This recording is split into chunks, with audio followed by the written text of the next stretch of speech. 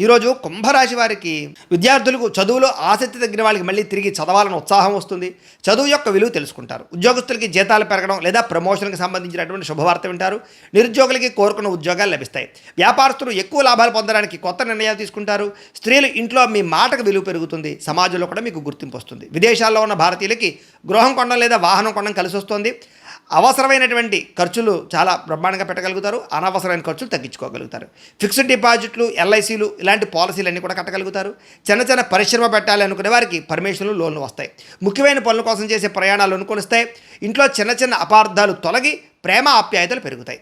మీరు కొత్తగా ఏదైనా సాధించాలన్న తపన, ఆత్మవిశ్వాసం బాగా పెరుగుతోంది. వ్యాయామాలు చేస్తారు. నిద్ర, ఆహారంపై ప్రత్యేక శ్రద్ధ పెడతారు.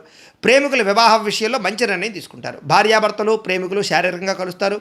బంగారపు ఆభరణాలు, వస్త్రాలు, సెల్ ఫోన్లు కొనుగోలు చేస్తారని చెప్పొచ్చు. నూతన గృహయోగము, ముఖ్యంగా ప్రభుత్వ పథకాల ద్వారా గృహం లభించే అవకాశం కనపడుతోంది. ఆలయాలు దర్శనం చేయడం, ఇంట్లో పూజలు, నోములు, వ్రతాలు చేసుకోవడం, దీనివల్ల మానసిక ప్రశాంతత కనపడుతోంది. మీకు సూర్యనారాయణ మూర్తి అంటే ఇష్టమైతే కనుక ఇక్కడ ఒకసారి లైక్ చేయండి. ఆయన ఆశీస్సులతో ఆరోగ్యం కలుగుతుంది.